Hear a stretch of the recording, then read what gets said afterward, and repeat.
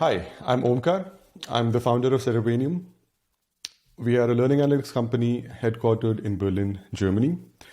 We are starting the podcast with the theme Learning to Learn to speak to experts in new age education across the world who are reforging education from the ground up as the world around us changes rapidly. Today, I'm very happy to have our guest Taranjeet from Innvocon, who are solving the problem of employability in higher education.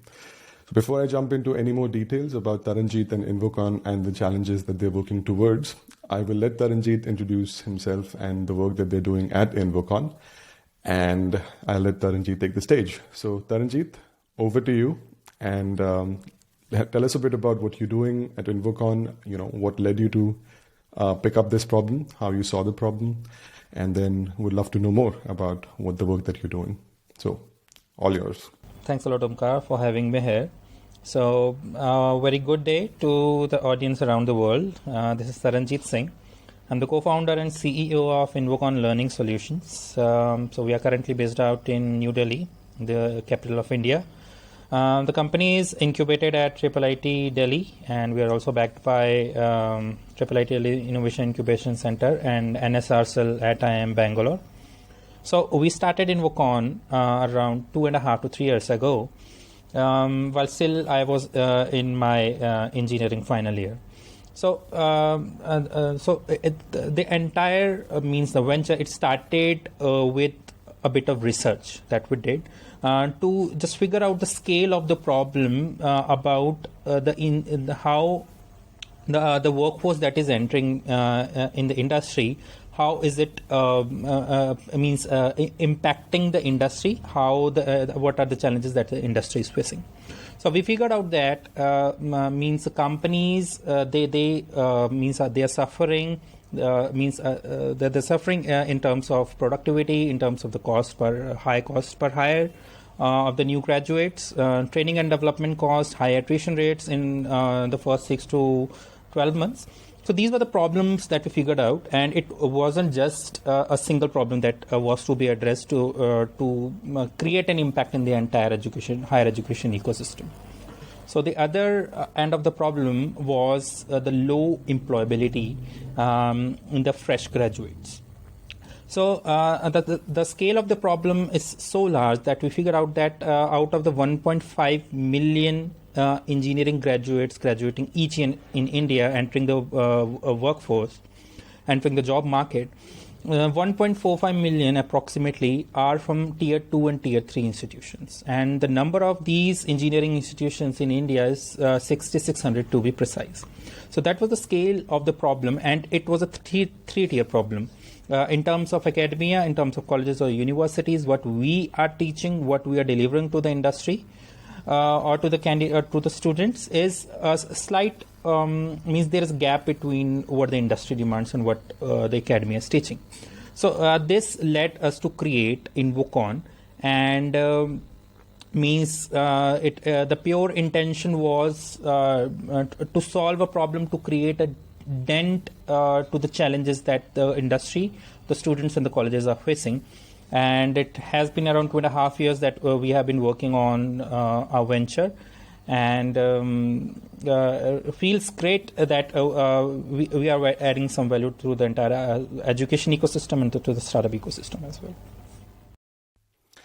Absolutely. I think the scale of the problems that you mentioned about when it comes to employability, it's extremely high. We've been also working in higher education, and we've been seeing the challenges that higher education faces today across all the stakeholders, the people who are imparting this education, the education providers, of course, the learners themselves, and in the end, of course, the industry who is taking in this new generation of the workforce.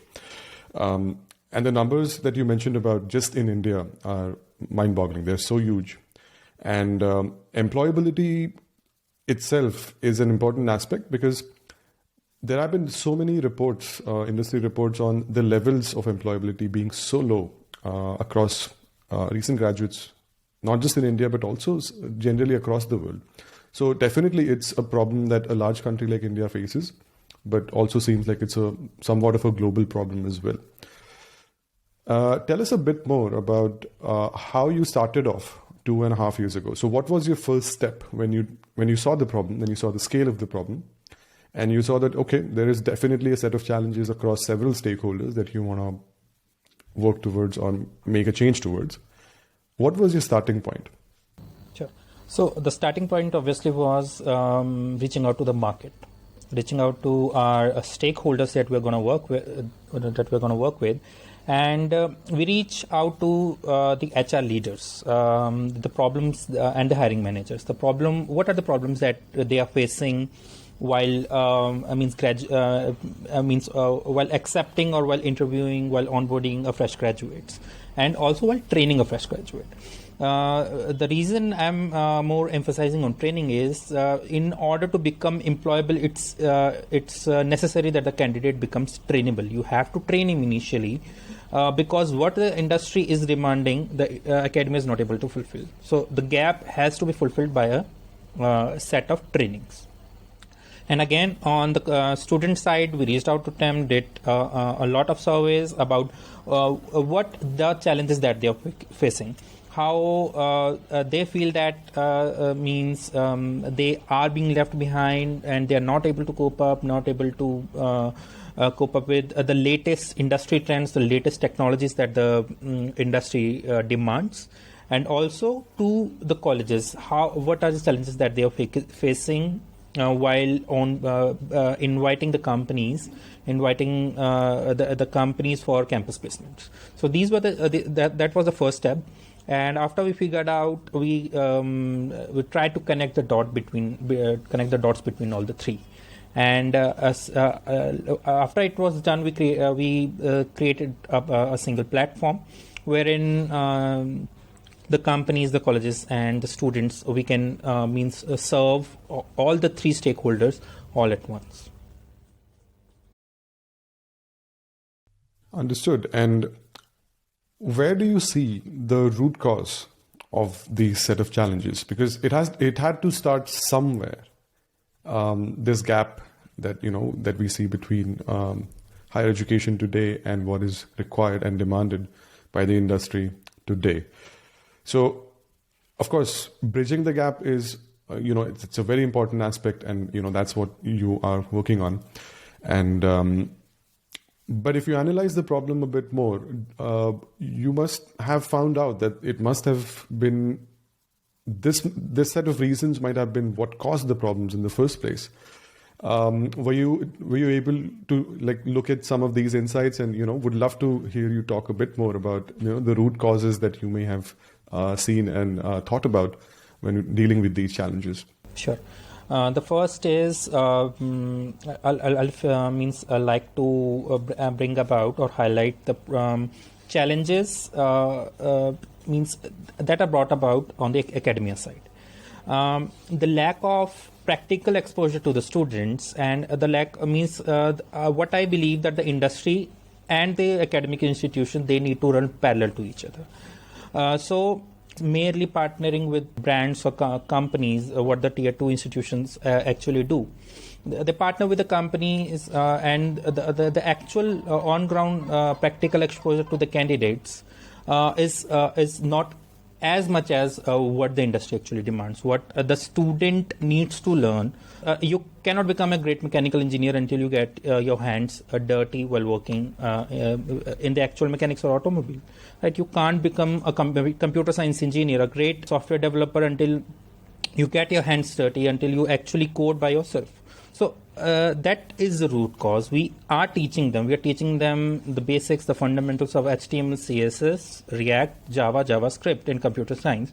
But are we allowing them, or are we actually making them implement what they are actually learning in class? So application-based learning is what is missing, what I believe is the root cause, or one of the root cause of problems. And the second is the student motivation, obviously, right? So for us as well, working as a venture, it's difficult to motivate the students while still being in college, because the life altogether changes while you jump out of your college and start doing a job. Right. So the students still means they aren't able to figure out what are the demands of the industry, how serious is the job market while you enter it. Right. So these are the what I believe are the two major root causes. The first, obviously, that adds to the greater chunk is the low application-based learning in the academic institutions. Absolutely. I think application-based learning, as a hiring manager myself, across different companies, I see that it's such an important aspect of being able to at least have had a taste of what you would do on a day-to-day basis on a job. So I would fully agree that that's something that is absolutely important and needs to be created. You need to create space for it, for this to be possible. A lot of courses and a lot of higher education programs, they barely have any space for an internship or a training program of some sort during the course of that program. And it's you won't be able to get this application-based learning for your learners if you don't have the space for it. So so for me, the main question that comes into mind here is, how do you create the space for that during the academic program itself? Okay. Sure. So here, what we are planning, or what we have been doing is, we are bringing the industry to the campus itself. So I'll tell you how Innvocon functions. We take the hiring requirement from the companies, and on the basis of these hiring requirements, we have multiple industry experts whom we term as mentors. And these mentors, along with our team, they create hands-on projects closely tailored to the skill market, exactly as per the requirement of the companies. So what an academic institution or a college or university wants is, the student is about to graduate or has graduated. The college tries to push their placement figures, both in terms of numbers and as well as median CTCs offered as much high as possible.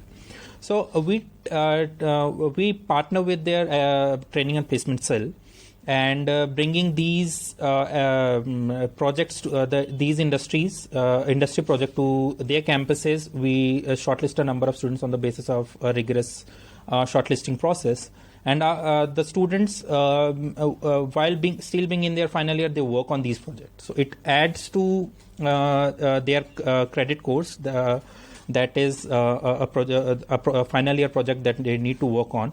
And also the students, on the basis of how efficiently they work and the approach that they use. So we have a set of scoring parameters as well. And on the basis of these parameters, the students ultimately they get placed with the company on whose projects they have been working. So it's solving a 3-tier problem. The students, they get to work on the actual industry requirements, on the actual industry projects, hands-on experience. The college is getting better placement figures, better median and mean packages, and the company is getting a trained candidates whom the company can employ right from day one, thus cutting the cost of hiring, cutting the cost of training and development, cutting down the time to hire the candidate, and also the attrition rate in the long run. That's basically how we function. Understood. So basically, you're shifting left the training program that companies have usually after the graduates are hired, right, into that company, and they run the training program after the graduate has finished their college. So instead of that, you shift it left by having it earlier during the college time itself and during the program, the last semesters of the program itself. Okay, very interesting. And how early do you start in the course of the program? So if it's a 4-year program, for example, which often is the case in higher education, where does Innvocon come into the picture? Okay. So we have a different set of offerings for different students of from different year of undergraduation. Let's say a student from first year, we reach out to those students, and let's suppose by the time the student graduates, he wishes to be a data science engineer. So our team, along with the industry experts or the mentors, as we say, they create an entire roadmap what it takes for a freshman, the first year undergraduate student, to become a data science engineer, full-fledged, ready to be employed by the time he graduates. So we start right from the first year, and by the time a student is in the final year, he's able to get a job either through us or either through off campus. And alongside that, the other offering that I mentioned in the previous answer, that we work with the final year graduates as well, working alongside their training and placement. So we start where the training the students very early, right from the first year, so that alongside what they are being taught in the class, they are able to apply it straight away. Understood. So you're saying that the student also needs to know that they want to be a data science engineer, or they want to be a front-end engineer, or a back-end engineer, or data analyst fairly early.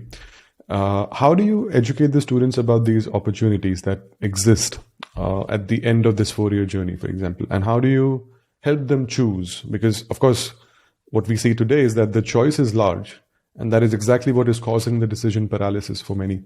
Right. So right from deciding whether you want to stay in a job for a couple of years to deciding if you want to go for your master's degree outside of India, or deciding that, you want to try something else or do an MBA, for example. How do you help the students choose and, of course, stick to that path as well? Sure. So there's a common saying in engineering diaspora here in India, that you choose your career after you do your Bachelor of Technology, that is the bachelor degree in engineering. So that's the mindset that we are trying to change. The counselor team that we have on board, they are so specialized, means that they are so well versed that whatever is happening in the industry, and let's suppose the first year is what we are teaching to the candidate is more of a generalized content, generalized project-based learning. The second year, it creates a bit more interest. By the time the student comes to third year, he's able to figure out whether he wishes to go for a higher education degree in data science, or whether he wishes to switch to job. That's how we are working. Means by the time the first year is a generalized year, we start creating the interest to the students right from the second year, and alongside means throughout the process of 4 years, the students means there is a counselor, an education counselor, an academic counselor that we say is there to help the candidates. Means if they wish to switch the career while still being in the third year of their undergraduation working with us, so how they can do it. So it's a completely flexible model that we are offering to the students. I see. And in this case, the students also sort of get some hand-holding, but at the same time, enough choice to understand from the input from the counselors and the people around them to reliably sort of decide what they want to do going forward based on the opportunities that they see around them. How do you intend to scale this? Because then this is a bit of a venture/business problem that, of course, because each student requires a lot of personal attention and personalization in their journeys. How do you intend to scale this to, let's say, the 1.5 million students per year that India produces as graduates? Okay, so as of now, we are primarily focusing the 3 branches of engineering. That is, the first is computer science, information technology, electronics, and communication. So what we are figuring out as a factor of scale here is establishing the Center for Project-Based Learning in colleges. So while the students still being in college, they can use their own college infrastructure, their own laboratories to work on the projects that we'll be providing to them. So means that's a factor. That's a parameter that we are currently figuring out as a matter of scale, that the facilities or the infrastructure that is already available in the college if we can use that infrastructure while still helping the college to deliver better education to their candidates, as well as delivering a better results in terms of the placement. So it's a win-win situation for both the candidates, for us as well as the students. So that's how we are planning to scale across India. Understood. So you would utilize the college's infrastructure that they may have already, so that they can make better use of that infrastructure. Often the infrastructure can be a bottleneck as well. Like, for example, labs. Maybe you have a few labs for thousands of students, and often these students may not get enough time in these labs to make the best use of the lab equipment that may be available. So, I mean, that's a deeper problem, and that's more of an infrastructure problem as well. And, there are many other maybe ways to solve it. But I think this is a very good starting point as well, to make sure that the classrooms, the labs that colleges have, they can be used for the most relevant and most useful purposes, instead of just, utilizing them for things that maybe are not as relevant or not as helpful or not as useful. Very interesting. And in this case, one question that comes to my mind as a follow-up is, how do you get your teachers and your instructors and your professors on board? Do you see a gap, let's say, in mindset, in understanding, in alignment towards the goals? And how do you bridge this gap? Okay. So first of all, the mentors that we have on board, they are not professors. They are not related anywhere to academia. They are purely industry experts. And there is a set of standard SOPs that we have established, so that we figure out the mindset and the enthusiasm with which the mentor will be able to teach or guide the candidates.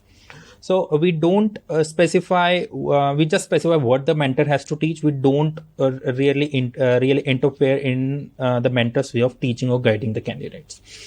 So it brings about a natural teacher, or brings about a sense of sharing the experience with the candidates that the mentor has to do. As we don't interrupt, he can share his own experiences. What the means, since he has been working since last 3 to 5 years in industry, what the problems that he has faced, so that his students or that his students that he has been guiding, they don't have to face. So that's how we onboard the mentors, industry experts.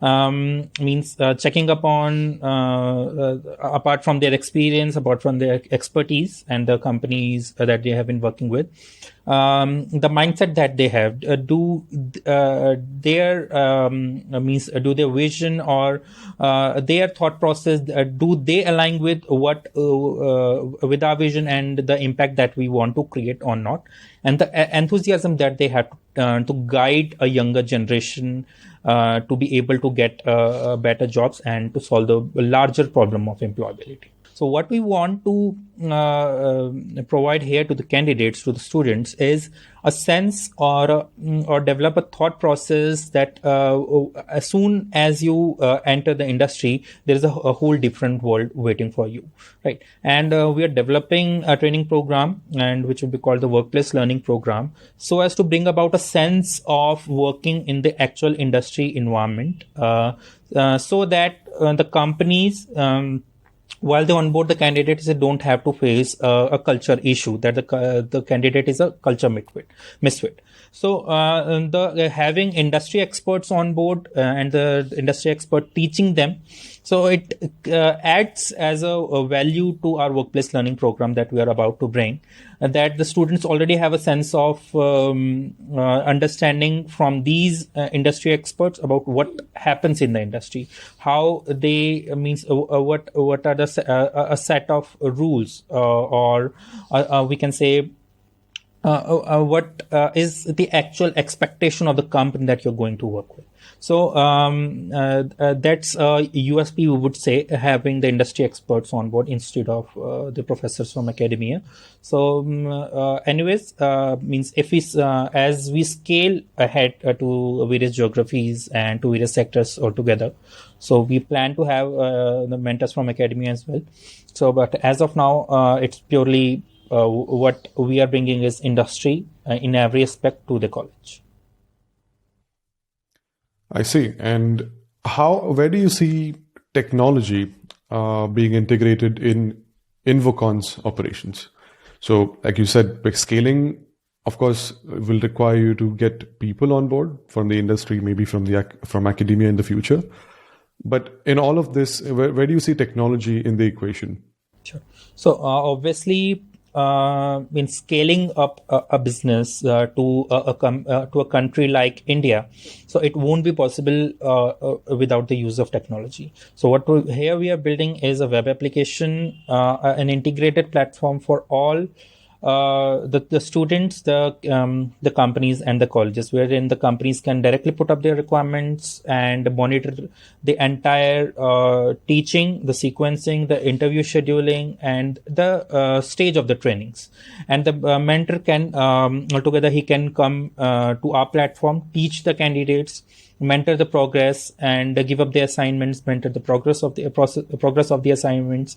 And the colleges, a dashboard or an analytics platform for the colleges, wherein they can figure out the number of students that have been placed, the number of students that are in pipeline, what has been the highest package that has been offered, the companies that we have brought to the campus. So what I believe that means solving such a large problem at such a large scale in a country like India. As I mentioned, across India there are 600 plus of just engineering colleges of tier 2 and tier 3 category, and 1.5 million students graduating each year from just these engineering institutions. So the scale is too large, and to scale up our business, to scale up our venture, it won't be possible to address this issue without the use of technology. Absolutely. And, as a technology person myself, I've been in the technology industry for about 10 years now. I absolutely see how technology can empower operations of across industries, and especially, at that kind of scale. One question that I had, since you mentioned analytics on the dashboard side of the colleges, what other analytics do you think would be helpful for, let's say, Innvocon or for colleges, beyond, of course, the numbers and, the list of companies that have there, and, understanding how many students are at what stage? Understanding or getting more qualitative analytics or insights. What, off the top of your head, what comes to your mind that would be helpful for both Innvocon and the colleges? Okay. So in the business side, we have two models. Either the college would pay or the student would pay directly. Means either the college would pay for the student side. So on that part, it is necessary. And also I mentioned initially that student motivation is an issue with us. So if the college is paying, so it is where it becomes very important for the college to get every insight, whether the student is attending the lectures, whether the student is attending the sessions with the mentors, the profile of the mentors that has been means allotted to that particular campus. So these are some of the insights that we are planning to bring about to our own platform. Alongside that, an administration portal where the college administration, they can see the analytics, or they can see the exact data about what is the stage of the students being trained, and what are the type of the products that have been offered by Innvocon, and the number of students that have been trained as of now, and the ratio of the candidates applied to the candidates eligible. So alongside that means the number of students that have been placed and are in pipeline. So these means it becomes very important when we are accountable to an academic institutions, when we are taking the charge, taking the responsibility of training the candidates, training and placing the candidates. So it becomes very important to become accountable for each and every detail to be provided to the college administration. So some of the parameters that we are planning to onboard on our platform. Very interesting. And I think if I had to rephrase, more or less our entire conversation, then in this case, Innvocon is an alternative education provider partnering with colleges, and in this case, providing, let's say, certain streams of education that the colleges, for whatever reason, are not able to provide today. And maybe one question that comes to my mind after that line is, how does, in this case, Innvocon prevent the same gaps from being created that it is solving in the first place? What are the things that you're looking at so that you're not falling into the same, let's say, pitfalls that traditional education is in today? Okay, so the answer to the question has two parts specifically. The first is providing customization to the companies, to the industries. Customization on the part, not on the theory part, obviously, on the part of training the candidates, on the part of the projects that we're building, on the specific requirement from the companies. So as the company or their requirements evolve, as we see a transformation in the technological advancement of the companies, similarly, subsequently, we provide customized projects to the candidates on the basis of these requirements. So what happens is it brings about an exact match of the candidate that is being trained on the changing requirements of the companies. So it prevents us from sticking to a similar or a same curriculum throughout the year or throughout a period of 2 to 3 years. So that's the first part. The second is the method of delivery of education, or the way we are teaching the candidates. The 20% part, what we are teaching is pure theory. That is a sort of, we can say, revising or reviving what has already been taught and how we can apply it. The rest 80% part is actually getting your hands on the industry relevant project and working in a real-time environment. That's what we are trying to build upon. So it's preventing the candidates to just focus on the theory part. They don't have to clear an examination here, also, but they have to score some pointers here so as get a job, means in comparison to their peers or their colleagues that are working on the same projects. So these are the 2 pointers. The first is the method of delivery of education. It's more of a practical oriented. The second is the customization in the projects that we are offering to the companies. Understood. And are students able to also see their own learning outcomes that they're achieving through these projects, for example?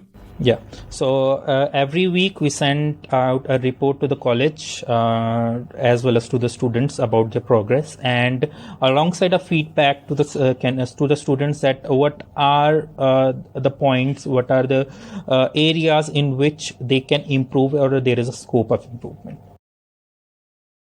That's great. And I think this aspect for me is very, very important. And as we have also been working with quite a few students and teachers and instructors, this aspect becomes super crucial, because how else would the learners understand and know what they should act on if they're not helped with what their areas of improvement are? And it's great that Innvocon, through its courses, is also doing this on a weekly basis. And I think, maybe this is the toughest part, that to scale really at, without or with even technology, the right technology. So absolutely, I feel like this is a very important part, because this is something that colleges are finding difficulty in doing effectively, because the operations to sort of gather this feedback and send it back to the learners are extremely, extremely expensive in terms of time, effort, and resources, of course. So I think doing that on a weekly basis is excellent, and I think it will help learners and, of course, also the instructors that you have from the industry also to understand which areas that they can focus on a bit more, make it more understandable, spend more time on, and so on. So there's a lot of learning analytics that can be done over here from all the data that you're generating as well with this. Excellent. Great. Maybe one last question that I had from my side was, since you're also an entrepreneur and you've built things from scratch in the last 2.5 years, and I'm sure in our listening audience, we might have also some budding entrepreneurs. So what 3 pieces of advice would you like to give to budding entrepreneurs and learners? Okay. So the first is, people say that means entrepreneurship or starting up is a fancy thing. It means explaining it from my own personal experience. It isn't altogether a fancy thing. And entrepreneurship is actually about solving the problem. So if you're means just building a business just for the sake of profitability, obviously you need profits, obviously you need revenues to grow, scale, and survive the business. But the first and the foremost thing that should come into your mind while starting your own venture is the problem that you're trying to solve, the solution that you're trying to bring to your customers. And if that solution is already available, how your solution is different from the already available solutions. So keeping this is in one line, I would say that follow the vision that you have, not the money, and money will end up following you. Ultimately, you have to build a business, but in the first place, you are here to solve a larger problem that is being faced by the masses. The second is the only thing that will bring about the entrepreneur inside you is the willpower. If you have the will to take the risk, to solve a problem, and to create an impact that can last over the year, that can transform the generations, that can transform the lives of the millions. So nobody can stop either you nor your venture from becoming great. The third is obviously people say that the idea should be great. So the idea should be great, but at the back end, what matters is the hard work that you're putting in, right? So the execution is the startup is all about execution. How well you execute the strategies. You have made a plan on paper, you have strategized everything, and until and unless you're putting every inch of whatever you have in it, or you're doing the hard work to execute that strategy or the plan properly, you won't be able to move your venture even an inch of space. So that's my bit of advice from my experience of being an entrepreneur, starting up my own venture. So everyone who is planning to start their own venture, and if you're able to see or listen me, go ahead. There cannot be a better time to start a venture if you have an idea and you believe in yourself and your idea. So obviously it has been said there is nothing in this universe can stop an idea whose time has come. So putting that idea and all your efforts in it, so that's what I would try to say. Will try to say, and all the best, everyone who is listening to me. Great. Excellent pieces of advice, Taranjeet. As an entrepreneur myself, I would say that I can vouch for all 3 of them very, very strongly. So excellent thoughts. And the last 2.5 years, you must have seen so many things that perhaps you can't even share, with some of your team members, perhaps as founders. And these are, life-forging experiences. Like, these are things that change entrepreneurs forever, the way they see things, the way they perceive things, and how they make their decisions and the decision-making process overall. So all in all, apart from, the glamour and the money, potential money, there's also the personal growth that I think each entrepreneur goes through in very unique ways. Great. Thank you so much, Taranjeet, for your tips, for your thoughts, for helping us understand a bit more about how Innvocon is helping solve the challenge of employability in the world today. And it's great to see how you're bridging the gaps between traditional education, academia, and the industry by creating this bridge with industry experts at colleges, and helping students become learners, I'd like to say, because I feel the word students, it has a connotation of being in college, but learning is lifelong. You never stop learning. right? And I think that transition is, what you are empowering. And I look forward to seeing your journey going forward and seeing you scale massively and providing value to all of these colleges and all of these students and learners across the country and hopefully also beyond the globe soon. So thank you again for stopping by on the podcast and sharing your thoughts. And yeah, we will be coming back soon on this podcast with another guest soon. And this is it for now with Taranjeet from Innvocon. Thank you very much. Thanks a lot, Omkar. Thank you.